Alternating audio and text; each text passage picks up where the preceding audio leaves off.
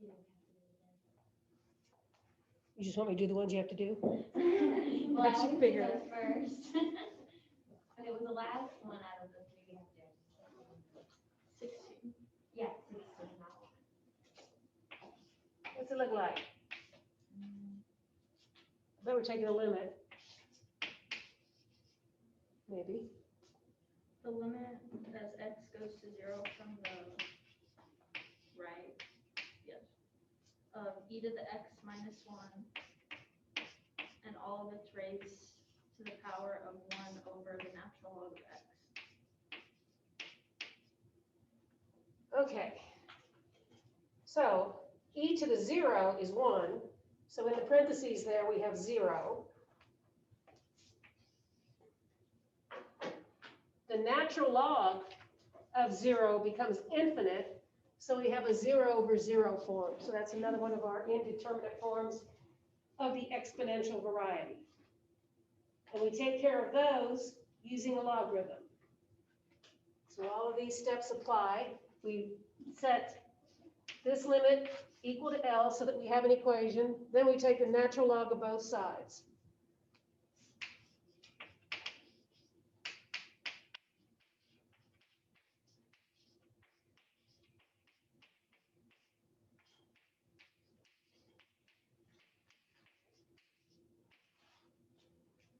The reason we take the logarithm is so that we can use that log property that takes the exponents and writes them in front of the logarithm as coefficients. And so we have limit as x goes to 0 from the right. I'm going to have a 1 over the natural log of x here. And then I've got the natural log of e to the x minus 1 there.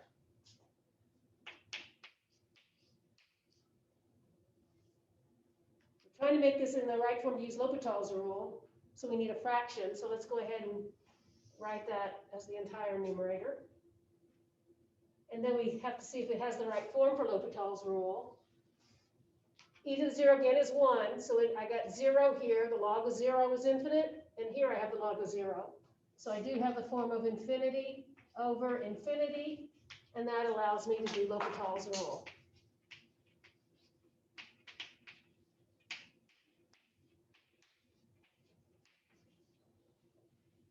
It says we take the derivative of the top and we divide it by the derivative of the bottom, and then try to take the limit. We're taking the derivative of a logarithm, so the rule is 1 over u times u prime. So we have 1 over e to the x minus 1. And then inside the derivative gives me an e to the x. So let me go ahead and put that e to the x up here. So that's the 1 over u prime. Downstairs, I take the derivative log of x, and I get another 1 over x. Is that okay with y'all? Okay, and so what happens here is I do the flip and multiply step. So I've got an x over 1 right here. So let me go ahead and put that x right here and erase the 1 over x.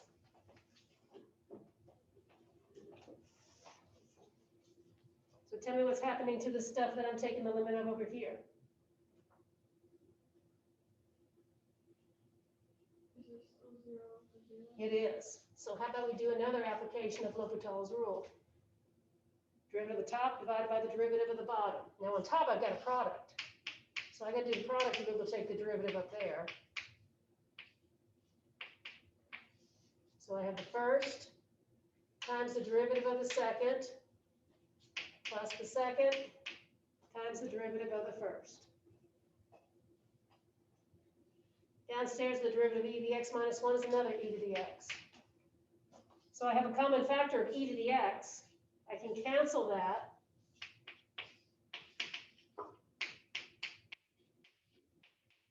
What's left when I cancel the e to the x?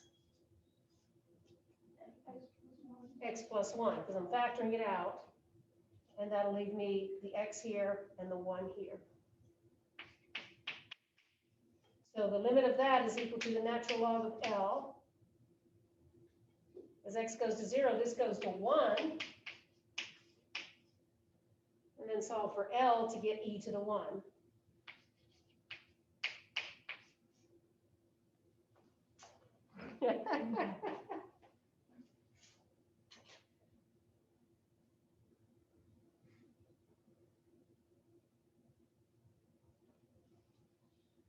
So how about we try another one? Let's see if you can do the steps here. Do the same for the limit as x goes to infinity of n over n plus 1 to the n.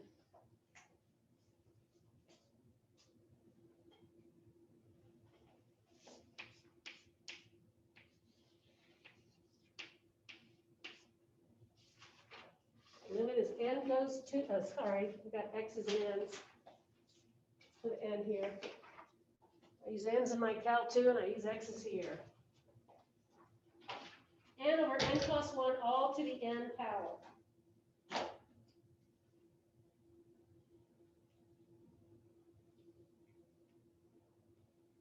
want you to do kind of the same steps. What does that say? That happened, go away.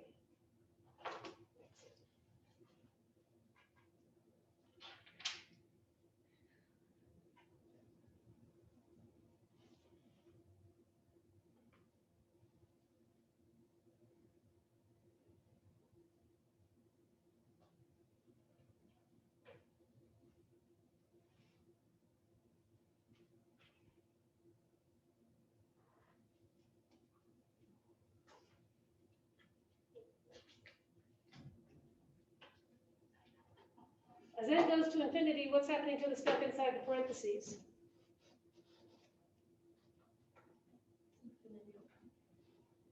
But what happens when the powers are the same? What's a quick way to tell what's going on inside? When the powers are the same in the infinity over infinity case. Just take the coefficients. So inside the parentheses, this is acting like 1.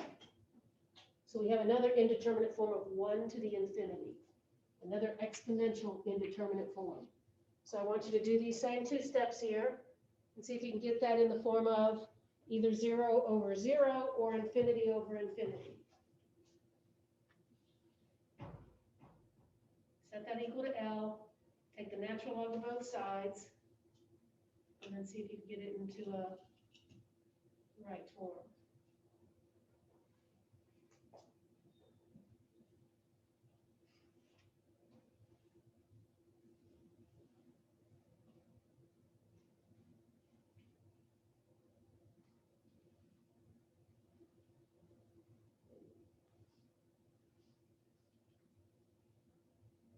Did we lose Tammy? Was she here last time, or did we not tell her we changed classrooms and she's sitting over there and she was here?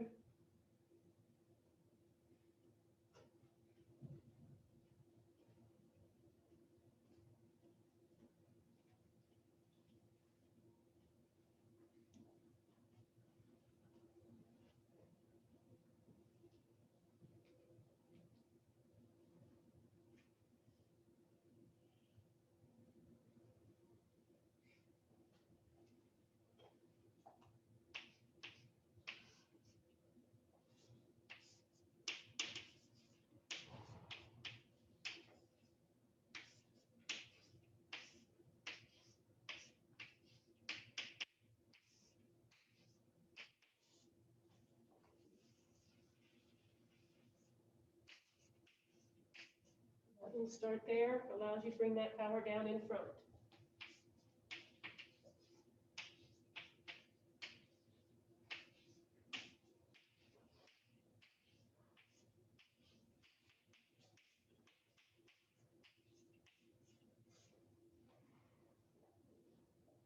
So now as n goes to infinity, this stuff in the parentheses still goes to 1, and the log of 1 is 0. But that's infinity, so I have infinity times 0. That's another indeterminate form that doesn't yet allow me to use L'Hopital's rule. I need to change that into some sort of fraction so that I have either infinity over infinity or 0 over 0. You know what to do next?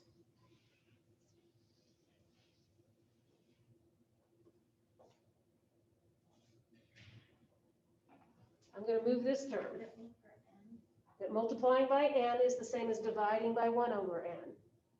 So I'm going to put its reciprocal underneath the logarithm.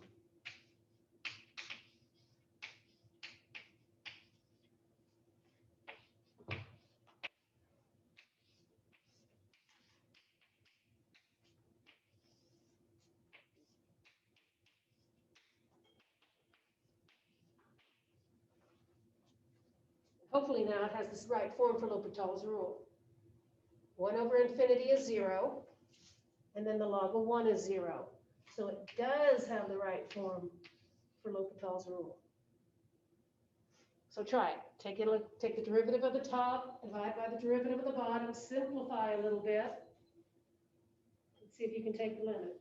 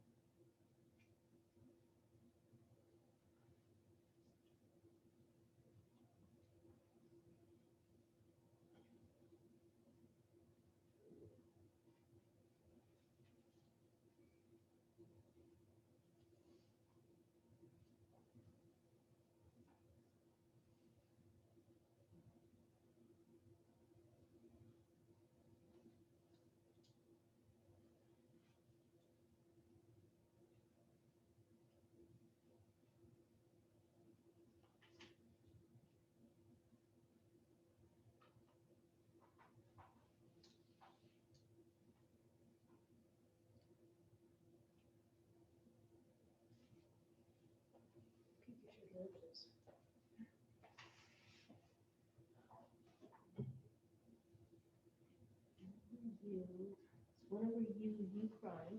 You doing u prime yet? Yeah, the Quotient rule? Good. You got 1 over u prime? Good. Good. Keep simplifying. All right, what's your 1 over u? First, this is u, so you first take your logarithm, so it's 1 over u, and then the u prime.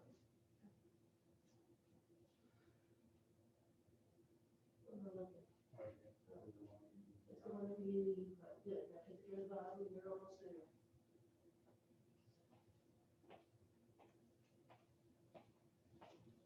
What about this side of the room? You guys doing okay? Do or don't? Over you probably keep going. You should be able to simplify further, right? So where does n squared come from? Where did the n come from? Right, at the bottom. And the bottom times the derivative of the top, minus the top times the derivative of the bottom. What's the derivative of the bottom? Oh, That makes it easier. What you got?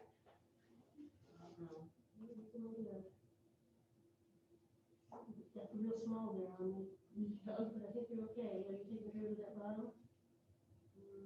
You got it. Remember you. Here's your u prime. Now you, right here, you need the derivative of the 1 over there.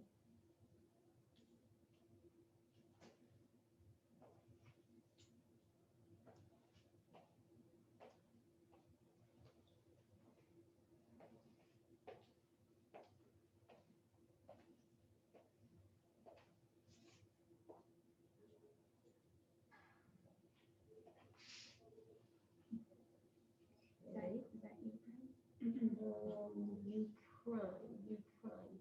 No, it's more than that. Where'd you push? Where's the denominator squared?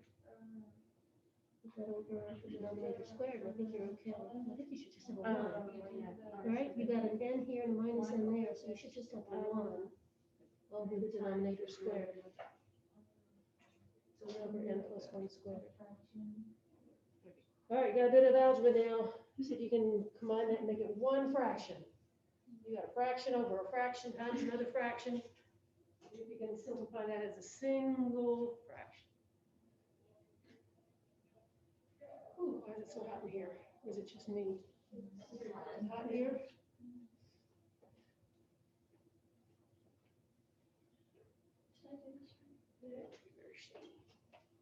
What'd you get as your limit? Not there.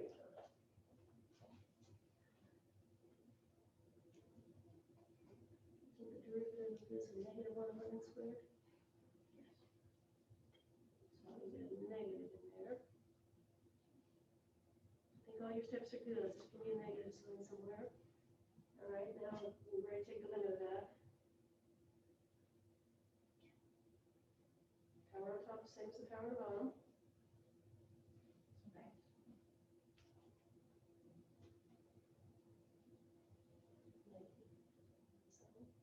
Now one more step.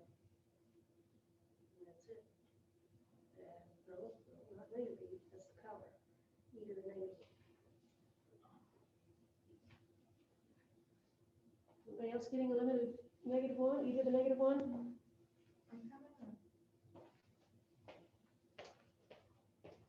So after simplifying, I think that's what We lost a sign somewhere. Did you lose Yeah. a minus? it should be written. Okay, now what's the limit of that thing? Right? So you have negative 1 is equal to the natural log of L. Look like you've been writing that. Got the dark hat, the dark mask. You're stuck. Okay, let's see what you got here. From the 1 over u, and now u prime. You get a u prime over here, where the u's n over n plus 1.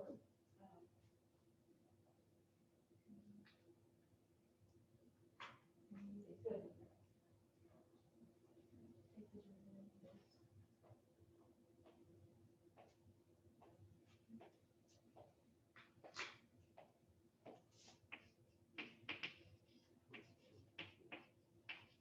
Okay, so this part here is the u.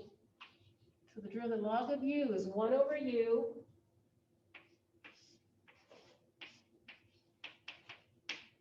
Now times u prime. Now that I need the quotient rule. So it's the bottom times the derivative of the top. Well, the derivative of the top is just 1. Minus the top times the derivative of the bottom. But that's also 1. All over the bottom squared. Okay? Down here, the derivative of 1 over n is negative 1 over n squared, because 1 over n is the same as n to the negative 1. So its derivative is minus n to the negative 2. All right, 1 over a fraction means to flip it.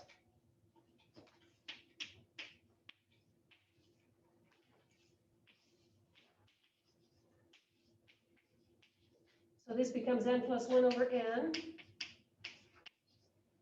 These n's add each other out, so I just have 1 over n plus 1 squared. And now I'm dividing by 1 over n squared, and negative 1 over n squared, so I'm going to put it up here.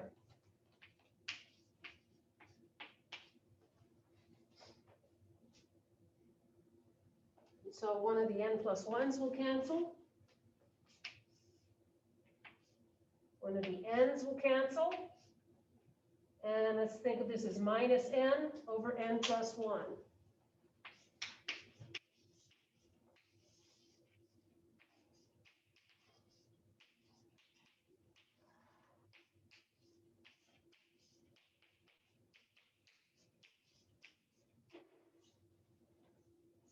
I'm off screen already.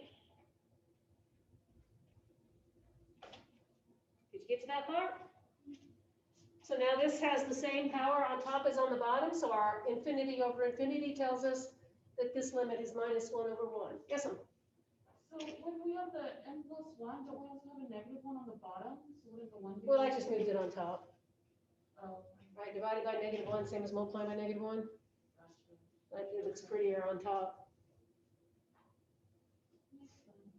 If this limit is -1, is the natural log of L, we fill off the natural logarithm of E. And there's our limit. Okay?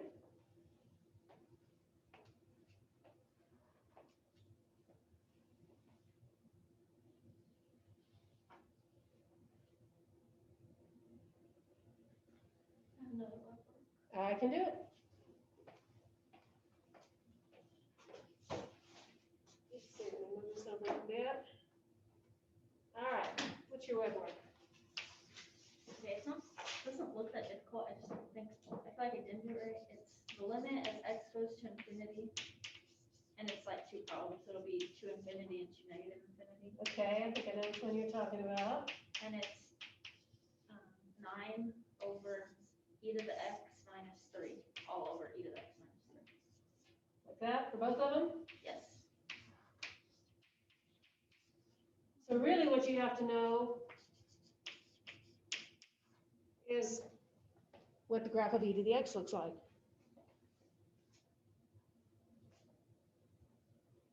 Like what?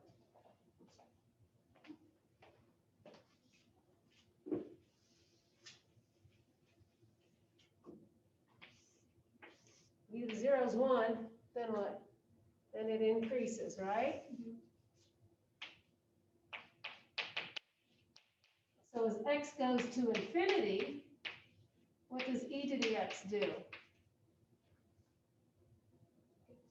It's huge, It's huge. and anything divided by infinity So this behaves like 9 over infinity equals 0. equals 0. Okay. All right, what happens as x goes to minus infinity?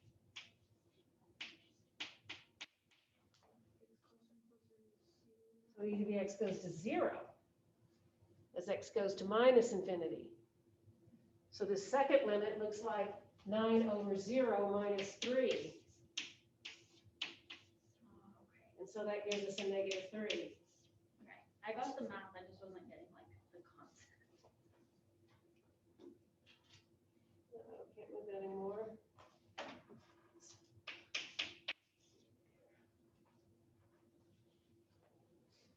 What else? Number 5.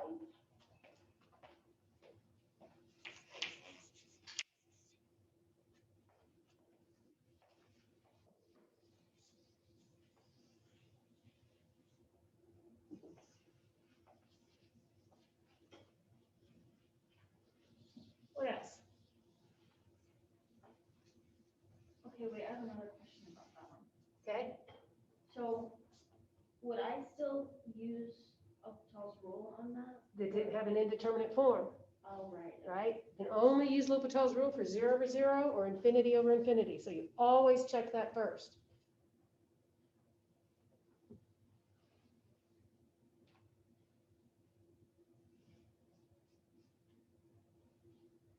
So this was more on the section on asymptotes, right? This is an example of a function that has a horizontal asymptote, but not the same horizontal asymptote on both sides.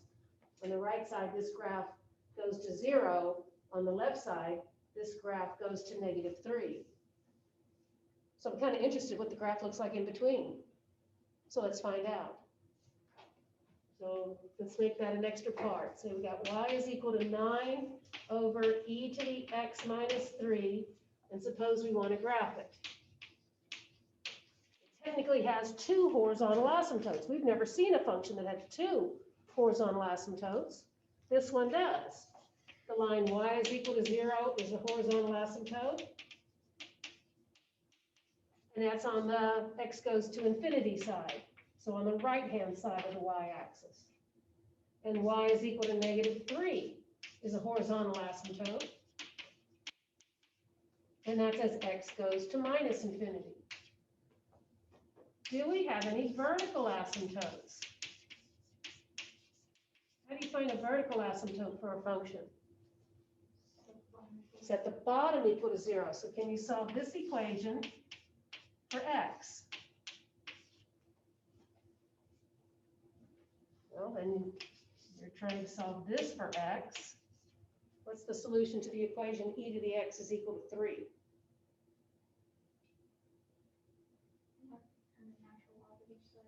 Take the natural log of each side. The line x is equal to natural log of 3 is going to be a vertical asymptote. So here's what we have so far. Natural log of 3 is some positive number, so let's just put it, natural log of 1 is 0. Natural log of 2 is some other number, so let's just put the natural log of 3 right here. 3, I said.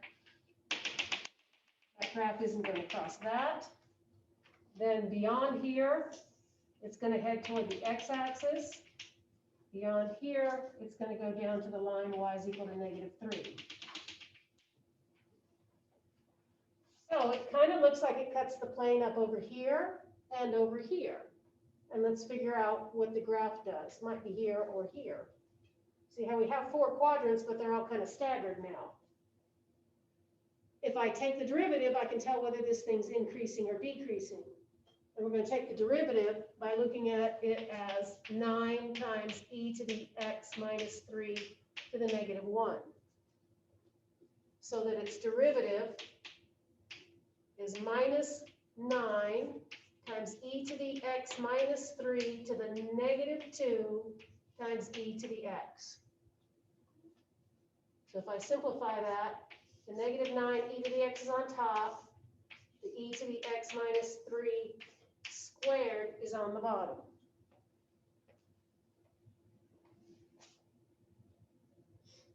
So I already know the sign of the derivative. The denominator is squared, so no matter what x is, it's positive, as long as x is not this number. E to the x is always positive, so -9 times e to the x is always negative. So no matter what x is, I've got a negative divided by a positive. So my derivative is always positive. Sorry, is always negative. Means I don't have a relative max or min, I have a graph that's always decreasing. So it's heading in that general direction as you read from right to left. So now look at the things that I said were the 4 quadrants, here or here, here or here. So I need the graph at the end to approach here, but have this general shape. So can it be here? Has to be down here. So it's going to do something like that. Same thing, go across the dotted line, I've got to have the graph doing this. Can't be here, because I know the end of the graph has to go there, so it has to be up here. So this graph looks like that. There's no max or min, it's strictly decreasing. Okay?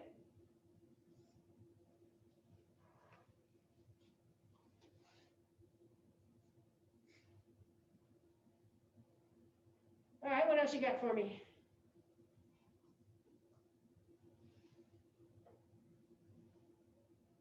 17 and 18 were a lot.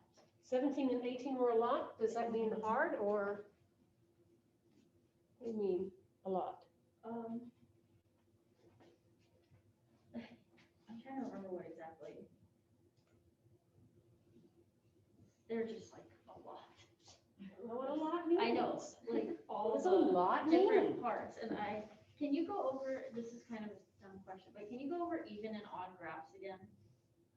Let's see. The graph that I just erased Yes. was odd. Okay. If it's symmetric through the origin. Even is symmetric to the y-axis. Okay. Like y is equal to x squared is even. Odd is symmetric to the origin. If I take that and put it here, that's odd. Like y is equal to x cubed.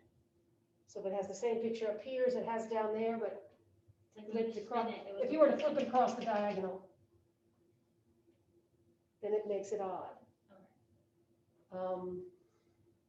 what is y, it's symmetric to y equals x? Or Yeah, y equals x would be odd. to the line y equals x? Yeah, that's odd. So so a graph that's symmetric about the origin and symmetric to y equals x is the same thing. Right. Right.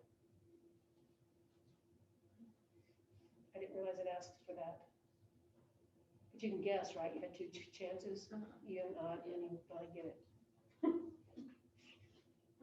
How do you find the horizontal asymptote? Horizontal asymptote, you take the limit to infinity. Whatever the y value you get is the limit to infinity. Here we had to do two limits to infinity because two different things happen to the e. But if you just have a polynomial over a polynomial, you just need to take one of those limits. And whatever it does, it'll do on both sides.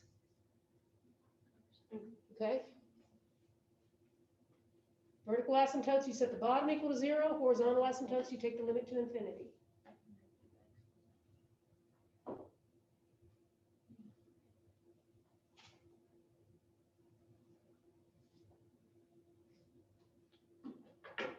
So when you say a lot, the last two ask for increasing, decreasing, concave up, concave down, horizontal asymptote, vertical asymptote, blah, blah, blah, blah, blah.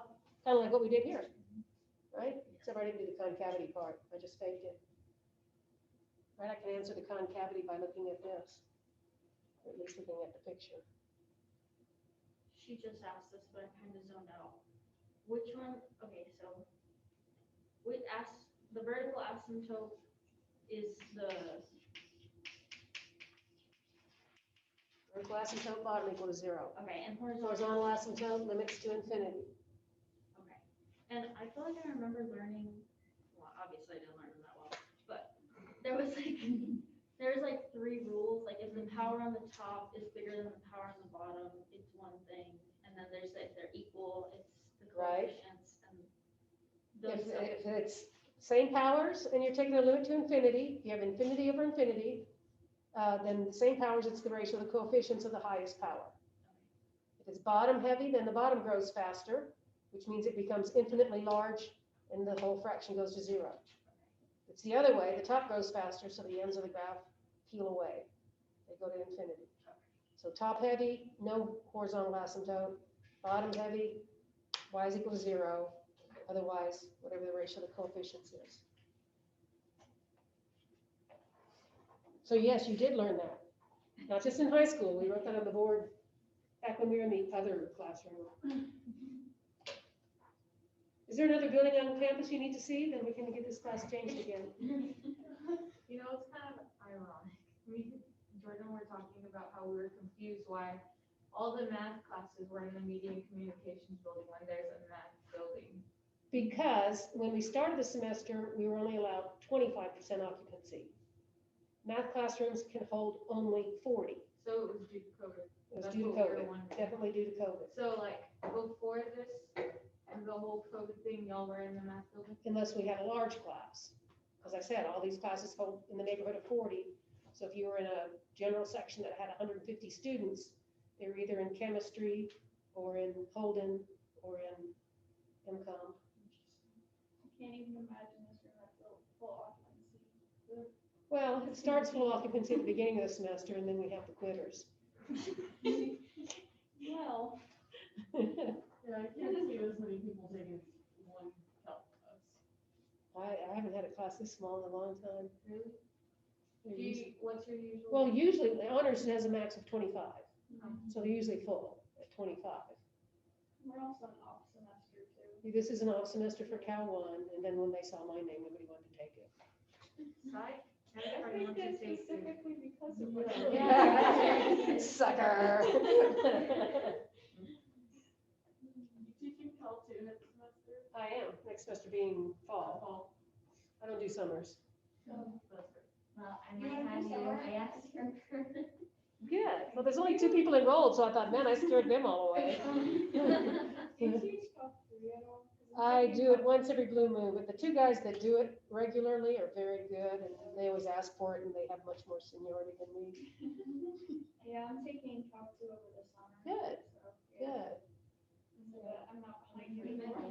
Yeah. You feel like you're behind? Yeah, you got a semester off because you're on those. It's my second semester and I'm still in foundational engineering, I still have to take physics, and it's like I feel behind. Right. Yeah, I'm gonna take it this summer. No, I. You're done with your math, right? And, well, I said take the Stats. statistics, but. Yeah. I mean, I don't have to take more math. What's your major? Bio, Oh, so you don't have to either. but I want to go into biotechnology. Huh? So I probably need to get some math. That's true. Are we done with this section? Because I got more stuff to do. We got like 11 minutes or so. Those are all my questions. You want to travel?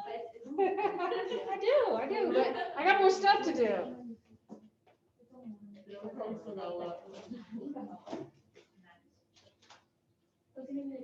Here's what we doing. What are we doing? We're gonna do some word problems. We wanna find where a function has its largest or its smallest value. So I ran out some word problems for you. I don't know if I sent them to you email or not, I just forgot, so I just ran them off.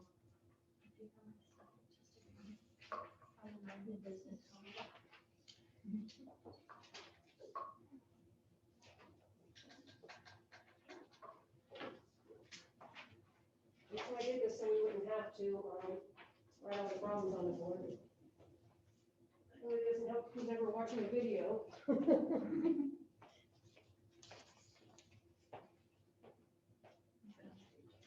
gonna trade me?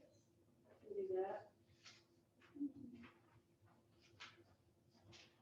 Like that.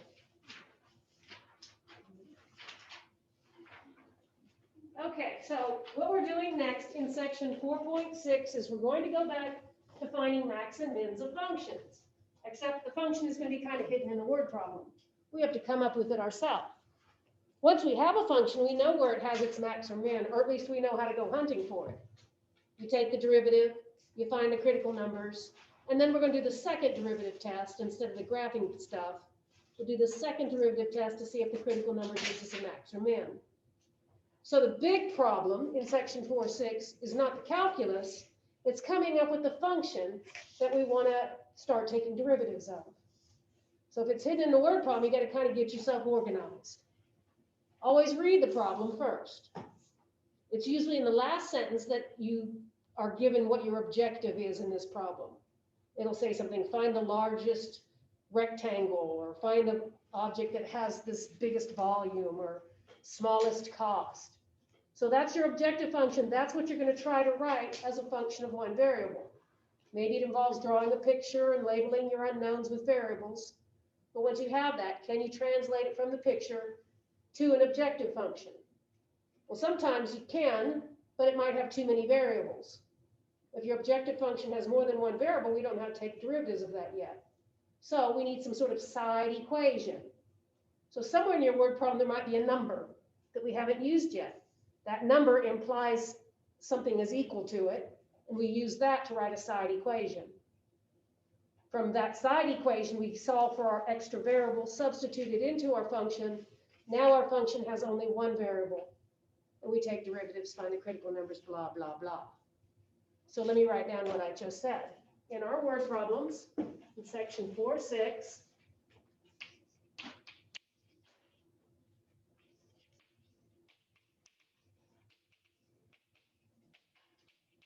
always start by reading the problems. But in math, when you read a problem, you read it with a pencil so that you can circle things that mean something or underline keywords, that kind of stuff. So read the problem.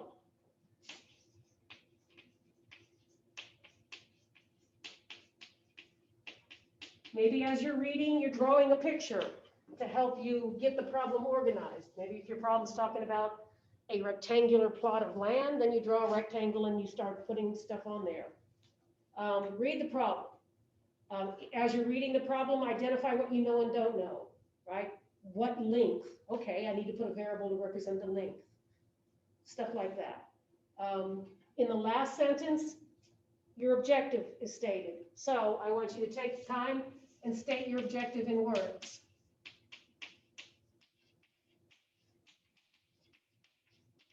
I want to maximize area. I want to minimize cost. Something like that. State it in words so that you know what it is you're trying to write your objective function to do. And then what you try to do is use your variables and write your objective function in terms of only one unknown. Write your objective function as a function of your variables.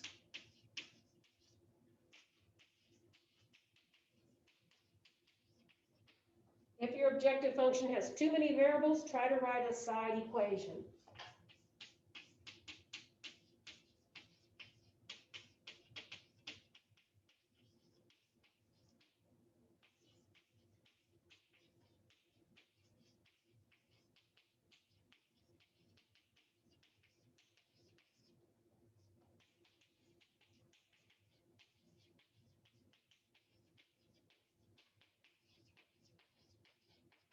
So from that side equation, you could substitute out the extra variables in your objective function. Now you have your objective function in terms of one unknown.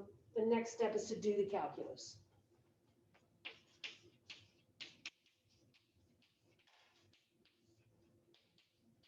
Find the derivative. Get your critical numbers. And then we're going to do the second derivative test. Verify that your critical numbers give you what your objective is looking for, maximum or minimum.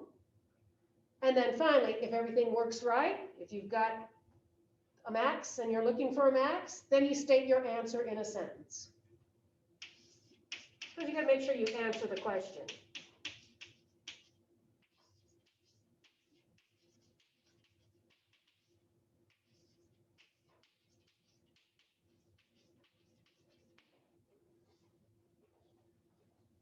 Because if you do all this calculus and at the end you get x is 5, but the question says, well, what's the largest volume? Well, x is 5 is not the largest volume. X was one of the sides of whatever it is. You'd have to say the largest volume is blah, blah, blah, and it occurs when the side has length 5. Something like that. Okay? So let's read the first one. The owner of a ranch has 3,000 yards of fencing. Okay, so I see a number. That's probably going to go to the side equation. 3,000 yards of fencing material to enclose a rectangular piece of grazing land that's located along a straight portion of a river. All right, may as well draw it, right? I got a rectangle along a straight portion of a river. There we go. Fencing is not required along the side of the river. What dimensions, length and width, will give the pasture of maximum area? So I want to maximize the area of a rectangle. That's my objective. I want to maximize the area of a rectangle, knowing that I have 1,000 yards of fencing. 3,000. 3,000? You got a bigger land than I do. What do you need to know the area of a rectangle? Length times width. So let's put a length here, and let's put a width there. And so my area is length times width. So my objective function has too many variables. So now I'm going to take my picture and the 3,000 yards of fencing and write a side equation. So the way I labeled them, this was my width, and the fencing only goes around those 3 sides. So my side equation is going to look like width plus length plus width is 3,000. Agreed? So I'll write that as 2W plus L is 3,000. That's my side equation. I can take that and solve it for either L or W to get rid of the extra variable over here. And the L looks like the easy one to solve. L is equal to 3,000 minus 2W.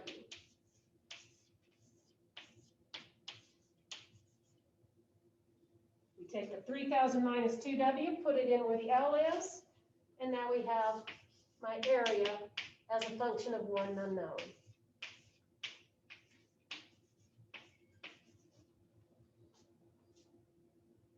Get your objective function in terms of one unknown. So if I multiply that out, I can easily take a derivative. Right? The rest is easy if I multiply that out. Make that a 3,000W minus 2W squared.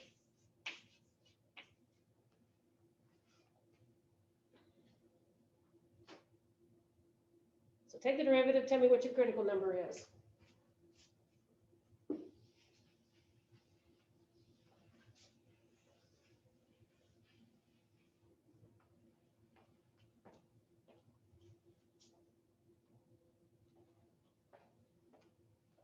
I lost a W, sorry.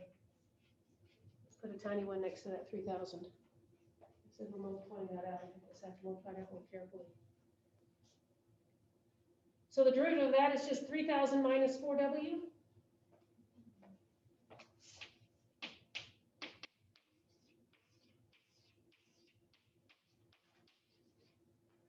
Set that equal to 0 and solve for W.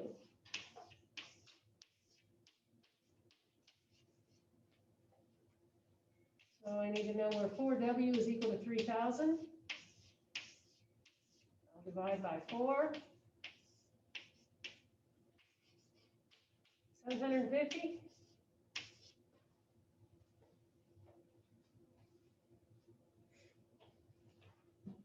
That's not critical number. I want to verify that it gives me the maximum area, so let's do the second derivative test.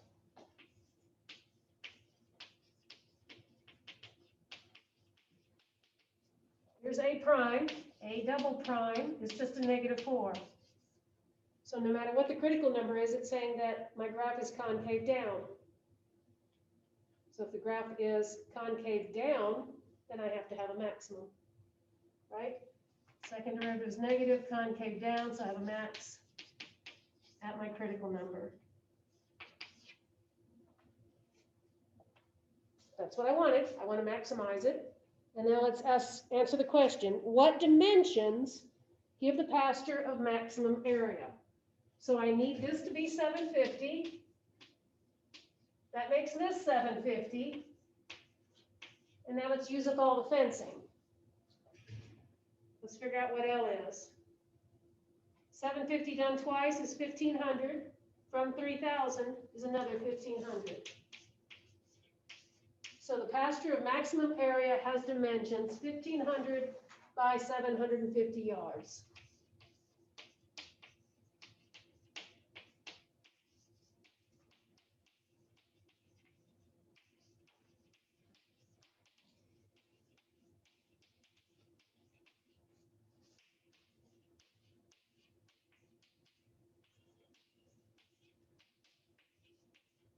That's the length, that's the width.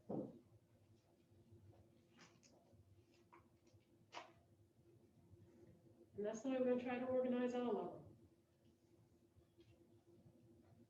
See if you can write an objective function in terms of one unknown, otherwise go grab you a side equation, sub one out, take a derivative, get the critical numbers, blah, blah, blah, blah, blah. Okay? All right. Let's end it another week. We'll finish the rest of these next time. If you want to try them on your own, you can. But we're going to do those in class on Monday. I think I gave everybody their homework back.